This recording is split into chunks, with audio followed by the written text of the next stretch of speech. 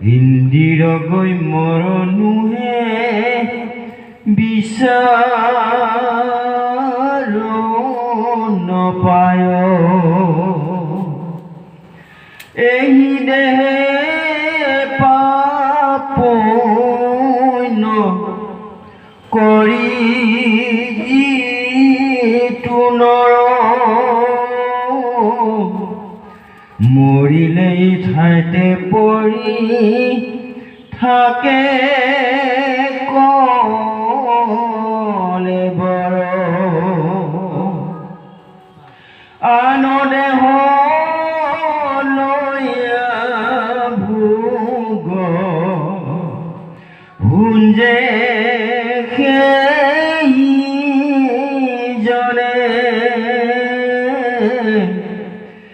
ইহাত সংশয় মোৰ কিছু আছে মনে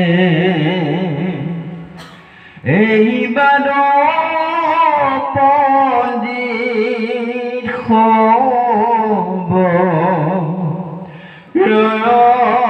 ঠাই শুনি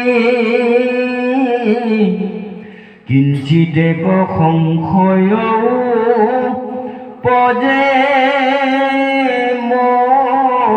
মনে গুণি পুণ্য পাপ যত কৰ্ম সবে হুৱে নষ্ট তাৰ কোন ফলে ভুঞ্জে কষ্ট ইয়ে সংশয় পজে মোৰ মনে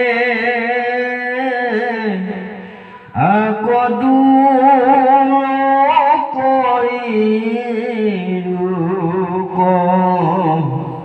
প্ৰবুধ বচনে ৰাজাৰ বচন শুনি নাৰদ বদতি শুনা কহু সাবধানে অবা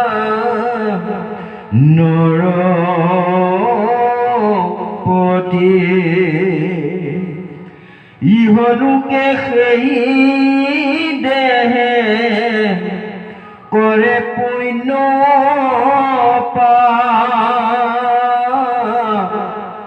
পৰলোকে সেই দেহে ভুঞ্জে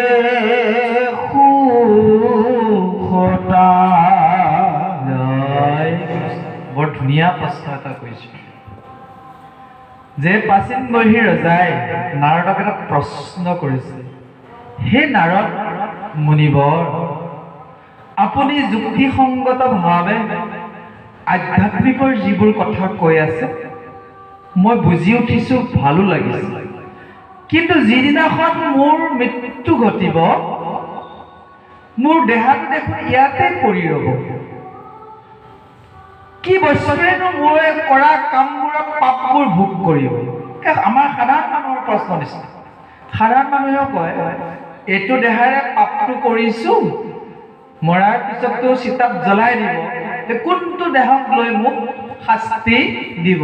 একেটা প্ৰশ্নই প্ৰাচীন বহীয়ে কৰিছে। বৰ ধুনীয়া প্ৰশ্ন ইয়ে বুলি উল্লেখ কৰিছে, প্ৰভুজনে পঢ়ি গৈছে যে এহি দেহে পাপ পুণ্য কৰি যিটো নৰ মৰিলে ইঠাইতে পৰি থাকে দেখোন কলে বৰ। মৰিলে দেখোন ইয়াত লাগে, এইটো দাঙি পেলাই যদি কোনোবাই লৈ গ'লেহেঁতেন তেতিয়া বিশ্বাস কৰিলো হয়। জয় কৃষ্ণ। বৰ ধুনীয়া বস্তু হয়। মানুহ এজনৰ মৃত্যু হোৱাৰ লগে লগে মানুহজন যদি নাইকিয়া হৈ গ'ল হয়, কোনোবাই যদি লৈ গ'লহেঁতেন, আমি ভাবিলো হয় জুইত পেলাই দিলে গৈ, সানিছে, গছকিছে, সাপে খুটিয়াছে ইত্যাদি।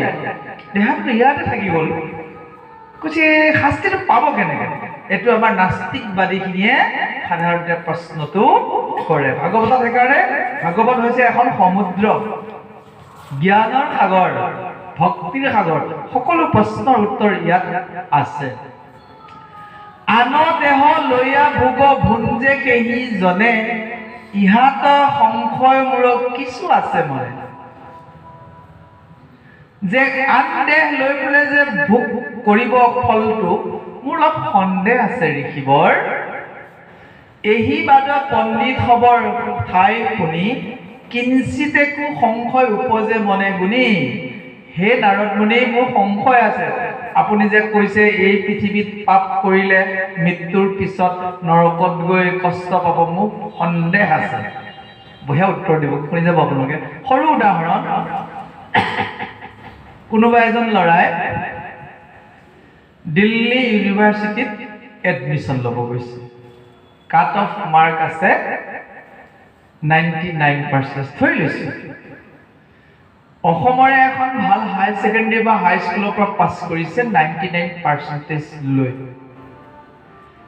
এই ল'ৰাজনে তাত এডমিশ্যন পাবগৈ কিহৰ ওপৰত লৈ? চাৰ্টিফিকেটখনক ভিত্তি কৰি, মাৰ্কশ্বিটখনক ভিত্তি কৰি। যদি চাৰ্টিফিকেট আৰু মাৰ্কশ্বিটখন তেওঁৰ লগত থাকে, তাত যিমান ৰজা ঘৰৰে মানুহ নাহক, মন্ত্ৰী বিধায়কৰ পুত্ৰ নাথাকক, যিটো মাৰ্ক তাত বিচাৰে, তেওঁ যদি মাৰ্কটোৰ লগত থাকে নিশ্চয় তাত এডমিশ্যন পাই যাব। সৰু উদাহৰণ, বুজোতে অলপ সময় লাগে। ইয়াত যদি তেওঁ ৰিজাল্ট ভাল নকৰিলেহেঁতেন, তাত এডমিশ্যন পালেগৈ। আপুনি যাব জগন্নাথলৈ, টিকেট কাটিছে আপুনি জেনেৰেল ডাবা। উঠিবলৈ যাওঁতে যদি AC ডাবাটো ভাল দেখা পায়, তাতে সোমাই যায়, আপোনাক ৰাখিব নেকি? জয় কৃষ্ণ। আপুনি গৈ দেখা পালে গৈ চাম, আমাৰ উমেশ বাপে ক'লে বাবুল বাবুৱে টিকেট কাটি দিলে, এইটো ডাবাতেনো বহিম নে? AC নাই, অমুকো নাই, খুব ডাবা এখন ভাল, তালৈ গ'লে হ'ব নেকি? আপোনাৰ বাবে নিৰ্দিষ্ট হৈ আছে তাত চিট, আপুনি ৰিজাৰ্ভেশ্যন কৰি দিছে, গম পাইছে? আমি পিছৰ জন্মত কি হ'ম, এতিয়া ৰিজাৰ্ভেশ্যন কৰিয়ে আছো। জয় কৃষ্ণ। একান্ত যদি ভকত হৈছো, ৰিজাৰ্ভেশ্যন হৈ আছে বৈকুণ্ঠত, কোনেও লৰচ কৰিব নোৱাৰে। আৰু যদি জেনেৰেল ডাবাৰ কাটি থৈছো, কি হয় দেখা যাব আৰু। জয় কৃষ্ণ। বুজিব পাৰিছেনে? আমাৰ কৰ্মই আমাৰ ভৱিষ্যত নিৰ্ধাৰণ কৰি থৈছে, কৰ্মই কৰিছে। এতিয়া চাওক, পচন্দ শীত প্ৰায়বোৰ ল'ৰাই এতিয়াও মেট্ৰিক পৰীক্ষা দিব। ছোৱালীখিনি অলপ ভাল, ল'ৰাবোৰক দেখা গৈছে। সিদিনাখন কেইবাটা অনুষ্ঠানতো অংশগ্ৰহণ কৰি আছো 8ৰ বিদায়ৰ লগত। তেওঁলোকৰ মাক দেউতাকে জনাইছে ল'ৰাটোৱে এতিয়াও মোবাইলটো এৰিবই পৰা নাই। সি দিনটোত পঢ়িও থাকে, মোবাইলটো সমানে আগৰ নিচিনাই ইউজ কৰি আছে। মাক দেউতাকক সি কৈ আছে, হ'ব নহয় কিয় চিন্তা কৰিছে, হ'ব নহয় কিয় চিন্তা কৰিছে, মোবাইলতে মোৰ আজিকালি চব প্ৰশ্ন আহে, কিবা আহে। ইমান যুক্তি দিছে, মাক বাপেকেও আঁতৰাব পৰা নাই। স্কুলৰ আচাৰ্যৰ পৰাও খবৰ আহে, আৰু মোবাইলতে কিছু নটিফিকেশ্যন দিয়াটো হয়। এইটোকে গইনা লৈ কোনো ছাত্ৰই যদি ৰুমটোত দুৱাৰখন লক কৰি মোবাইলটোকে চাই আছে, কিতাপ যদি পঢ়া নাই, তাৰ ৰিজাল্টটো ভাল হ'বনে বাৰু? নহয়। সি কৰ্মৰ স্থানটো কি কৰি ৰাখিছে, সি উন্নতি কৰিব পৰা নাই। ঠিক সেইদৰে মানুহৰ জীৱন এটা পাইছোঁ, ভক্তি কৰিব লাগে, কৰ্ম কৰিব লাগে, বিশুদ্ধ কৰ্মত থাকিব লাগে। তাকে নকৰি ঈশ্বৰৰ প্ৰতি পিঠি দি যদি অকল খোৱা বোৱা, উৰা পিন্ধা, বিয়া বাৰু, উৎসৱ পাৰ্বণতে লাগি আছো, জীৱনটো বৃথা নহ'ব জানো? ৰিজাৰ্ভেশ্যন, আপোনালোকে কিমান দূৰ ৰিজাৰ্ভেশ্যন কৰিছে নাজানো। মোৰ ৰিজাৰ্ভেশ্যনৰ টিকেটটো মই প্ৰায় পাওঁ হৈছোঁ। জয় কৃষ্ণ। মোৰ নিজৰ ওপৰত অটল বিশ্বাস। সেইটো বিশ্বাস কিহৰ কাৰণে হৈছে? মই খুব অধ্যয়ন কৰোঁ, খুব পঢ়াটো মোৰ জীৱনৰ এটা নিচাৰ নিচিনা হৈ গৈছে। যে মই চাইছোঁ এইটোত কি কৈছে, লাষ্টত মই এটা বস্তু আৰু এটা সিদ্ধান্ত আপোনালোকে ল'ব, অজস্ৰ কিতাপ পঢ়িব, কিতাপবোৰত কোনখন কিতাপ আচল কিতাপ নিজে গম পাব। পুৰাণবোৰ পঢ়িছোঁ, বহুত খেলি মেলি আছে। মহাভাৰত, ৰামায়ণ কিছু পঢ়া গৈছে, তাতো দেখিছোঁ। কিন্তু ভাগৱত এনেকুৱা এখন গ্ৰন্থ যিখনক অদ্বিতীয় বুলি কোৱা হৈছে। স্বয়ং কৃষ্ণই ব্যাসৰ মুখেৰে কৈছিল, ক্রিং সুতৈ বহুভি সস্তৈ ভ্রমা ভবে একম ভগবতং খস্তং মুক্তি দানেন গর্জতে। এই কলিযুগত আয়ুস কম, ভেজাল বহুত, বিঘ্নি বহুত, ইমানবোৰ শাস্ত্ৰ গ্ৰন্থমেলালৈ গ'লেতো পাগল হৈ যোৱা যায়। কিতাপ কিনি আনিব পাৰি, সজাই থব পাৰি, তাত পঢ়ি জ্ঞানটো লোৱা ইমান সহজ নহয়। জয় কৃষ্ণ। পুস্তক চতুয়া বিদ্যা পৰহস্তগতং ধনম কাৰ্যকালে না সময়তে না সা বিদ্যা না তৎ ধনম। কিতাপ এখন কিনি আনিলো, চহীটো কৰি থলো, টাইপটো দিলো, বাছ কিতাপখন আলমাৰীত সোমোৱাই দিলো, একো নপঢ়িলো। কি অৰ্থ আছে এখন কিতাপ আপুনি ঘৰত ৰাখা? বেলেগ মানুহে আহি আপোনাক প্ৰতিকত চাই দেখিব, বাহ ইমানবোৰ কিতাপ পঢ়ি মানুহজন জ্ঞানী হৈ আছে দেই। আপুনি যদি এখন কিতাপো পঢ়ি তত্ত্ব বুজি উঠা নাই, আপোনাৰ ওপৰত মানুহজনৰ ধাৰণা ভুল হৈ যাব। আপুনি ডাঙৰ এটা কাগজৰ বাগ ৰাখি আছে। কাগজৰ বাগ বুলি এখন নাটক আছে, গম পাইছেনে?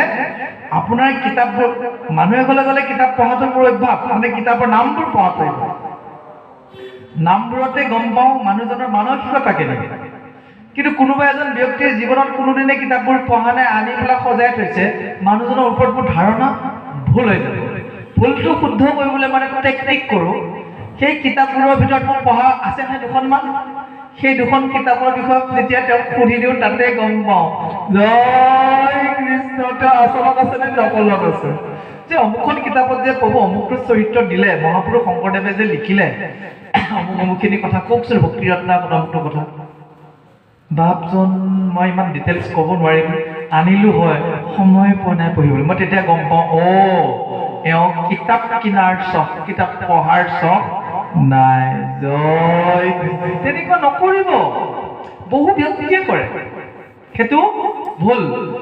আপোনাৰ ঘৰত থকা এখনেই থাকক কিতাপ, দুখনেই থাকক, ভাগৱতখন থাকিলেতো একোৱে থাকিব নালাগে। এইখনকে জীৱন এখনে কিতাপ পঢ়কচোন আপুনি। বোলে পদ ভাগৱত পঢ়িব পৰা কথা, ভাগৱত পঢ়ি আছো, এখনেই কিতাপ থাকক, এখনকে আপুনি পাত লুটি আৰম্ভ কৰকচোন, মগজুলৈ দুই এটা কথা আনকচোন, আপোনাক জীৱন পৰিৱৰ্তন কৰি দিব। গম পাইছেনে?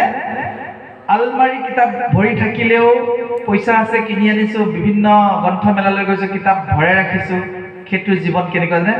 অগণন তৰাৰ নিচিনা। অগণন তৰাই যিদৰে পোহৰাব নোৱাৰে অন্ধকাৰ ৰাতি, ঠিক সেইদৰে অগণন কিতাপেও আপোনাক বাট পোহৰাব নোৱাৰে।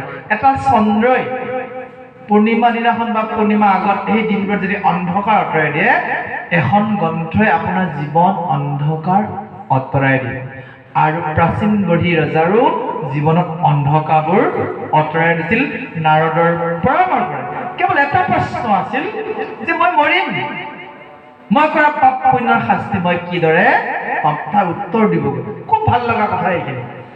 অকল এইখিনিয়ে নহয়, ভাগৱতৰ বহুত সংবাদ আছে। এতিয়া উল্লেখ কৰিছে, ৰাজাৰ বচন শুনি নাৰদ বদতি, শুনা কহো সাৱধানে অৱা নৰপতি। নৰপতি মানে ৰজা। এই মহাৰাজ, তুমি সাৱধানে শ্ৰৱণ কৰাচোন মই কি কৈ আছো। সাৱধানটোৱে হৈছে মূল বস্তু। যেতিয়া আপোনালোকে ভাগৱতলৈ যাব, মন স্থিৰ কৰি সাৱধানে শুনিব। যদি আপোনাৰ কাম আছে, সময় কম, যিখিনি সময় থাকে শুনি গুচি যাব। অসাৱধানতাৰে তাত নাথাকিব, সেইটো এটা নাম অপৰাধ হয়। বহু জাগাত আমি দীঘলীয়াকে ভাষণ দিবলৈ গৈ, মানে ব্যাখ্যা কৰিবলৈ গৈও কম সময়তে নামি আহোঁ। তাৰ কাৰণ থকা ব্যক্তিসকলৰ শ্ৰৱণটো ভ্ৰষ্ট হৈ আছে। নাহিকে শ্ৰদ্ধা নপাতয় কাণ, তাক যদি দেও নামক দান, নামৰ ইও মহা অপৰাধ, নৰকে পৰিব নাহিকে বাস। শুনিবলৈ যদি ইচ্ছা কৰা নাই, তাত মই কৈ থাকি মই নিজৰ পুণ্য কিয় ক্ষতি কৰিম?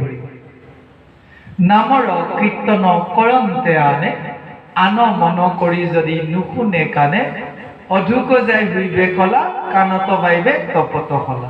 আপুনি কথা পাতি আছে, মই নামৰ কথা কৈ আছো, আপোনাক নৰকলৈ পেলাবলৈ মোৰ কি দৰকাৰ পৰিছে? কাৰণ মই ভাগৱত কৰি থাকোঁতে, আন এজনে কৰি থাকোঁতে যদি কোনোবাই কথা বতৰাত লিপ্ত থাকে, সিটো কলা হ'বই, নৰকত যাবই, তপত শলা ভৰাই দিব। সেইজন মানুহক তপত শলা ভৰোৱা কাৰণবোৰ দেখোন মইহে হ'লো। কি দৰকাৰ আছে ভগৱানৰ পৰা যোৱাই ভাল আৰু জয় কৃষ্ণ শুদ্ধভাৱে সঠিকভাৱে অলপে কৰিব সিয়ে আপোনাক তৰাই দিব এতিয়া সাৱধান বুলি কৈছে সদায় ভগৱান সাৱধানেই শুনিব দিছে কিয় সাৱধানে শুনিব দিছে আমি যিজনৰ লগত আছো যিটো মনৰ লগত আছো ই অতি চঞ্চল দ্ৰুতগামী আৰু ই ক্ষিপ্ৰতাৰে বহুত দূৰলৈ যাব পাৰে মুহূৰ্তত স্থিৰ কৰি থলে ই বহুত কামত দিয়ে মন ইয়াক মানে কণ্ট্ৰল কৰিবলৈ শিকিব অত্যন্ত প্ৰয়োজন আছে সেইকাৰণে সমাধিৰ ব্যৱস্থা ৰাখিছে প্ৰাণায়ামৰ ব্যৱস্থা ৰাখিছে আটাইতকৈ ডাঙৰ বস্তু মনোযোগ যিটো খণ্ড যি সিদিনাখন শুনিছো তাক একাত্ম হ'ব পৰাটো আমাৰ কৰ্তব্য এতিয়া সাৱধানে শুনিব দিছে ৰজাই বুজাই দিব নাৰদে কেনেকৈ মানুহজনে পৰলোকত শাস্তি পায় এটা সাৱধানে শুনিব লগা কথা নহয়নে বাৰু এটা সাৱধানে শুনিব কাৰণ এদিনটো আমি পৰলোকলৈ যাব লাগিব ভয় লাগিছিল আগতে ক'ত বা খালে জেঙে পৰি থাকোগৈ মানুহৰ মাজত জীয়াই আছে তাত অকলশৰেহে থাকিব লাগে নে নিৰ্জনতহে থাকিব লাগে ভাবিলে ভয় নালাগে নেকি বাপৰে বাপ আজিলৈকে মৃত্যু হোৱা মানুহ কাকো মই ঘূৰি অহা দেখা নাই সেইটোৱে মোৰ বাবে আচৰিত জয় কৃষ্ণ যদি মৃত্যু হোৱা মানুহবোৰৰো কোনোবা এজন কেতিয়াবা আহি কাৰোবাৰ আগত কথা বতৰা পাতিলে হয় চাহ পানী এটুপা খালে হয় আশীৰ্বাদ দিলে হয় মই ক'লোহেঁতেন যে সেইখন জগতো অলপ সুকীয়াই কিন্তু এনেকুৱাকে ভগৱানে ৰচনা কৰিছে পঞ্চভৌতিক দেহটো এবাৰ আত্মা ওলাই যোৱাৰ পিছত ই যেতিয়া নষ্ট হ'ব কোনোদিন ই ৰূপ ধাৰণ কৰিব নোৱাৰে সেইকাৰণে কিছুমান অপশক্তিকো আমি বিশেষভাৱে ভয় নকৰোঁ পঞ্চভৌতিক কৰি ধাৰণ কৰিব পৰাটো ইমান সহজ কথা নহয় ৰাতি যেতিয়া ঘৰলৈ যাওঁ কি কুঁৱলী 2 হাত দূৰলৈ দেখা নাপাওঁ আহি আছো মধ্য নিশা ঠাই হৈছে ভয়ংকৰ নিৰ্জন ঠাই আশে পাশে মৰি খালি তেতিয়াই ভাবো কোনোবা এজন হাৰা হৈ যাব নেকি বাৰু মনতে ভাবি থাকো কেনেকুৱা লাগিব মই নিজকে ভাবো আকৌ ভাবো হাৰা হলে ভগৱানে হাৰা হ'ব পঞ্চভৌতিক দেহটো ধৰিবলৈ ভূত পেটৰ হিম্মতেই নাই যি ঈশ্বৰৰ নাম লৈ আহিছে যি ভাগৱতৰ পৰা আহিছো সেই হৰিনামৰ ধ্বনিটো থাকিলেও আঁতৰি যাব সেইকাৰণে অতি ভয়াতুৰ মানুহটো সাহসী হৈ গলো জয় কৃষ্ণ আগতে এন্ধাৰ হলে বাহিৰলৈ ওলাব নোৱাৰো মায়ে মোক কয় ইমান ভয়াতুৰ আছিলি তই তোক বাহিৰলৈ গ'লে লগত এটা মানুহ লাগে আৰু আজি তোৰ কৰ্মক্ষেত্ৰখন মধ্য নিশা গৃহগমন এইটো কিহৰ শক্তি ভাগৱতৰ শক্তি এইটো কিহৰ শক্তি যে মোৰ জ্ঞানে ঢুকি পাইছে ভয় কৰিবলগীয়া মানুহকে আছে কাৰণ পঞ্চভৌতিক দেহটো লৈ আছে বেলেগ এটা ড্ৰেছ পিন্ধি আগত ওলাই যাব মানুহকে ভয় কৰিব লগা আছে সেই অপদেৱতাবোৰক ভয় কৰিব লগা নাই কাৰণ হৰি নামৰ ধ্বনি শুনি ভূত পেটবোৰ পলায় বাৰু জানো অতি সুন্দৰভাৱে নাৰদে জীৱাত্মাটো কিদৰে পৰলোকলৈ গৈ শাস্তি ভোগ কৰিছে উদাহৰণ সহ বুজাই দিব আজি গোটেইখিনি শেষ নহ'ব এটা পাৰ্ট আহি যাব আহক আমি তাকেই সাৱধানে শ্ৰৱণ কৰোঁ জয় কৃষ্ণ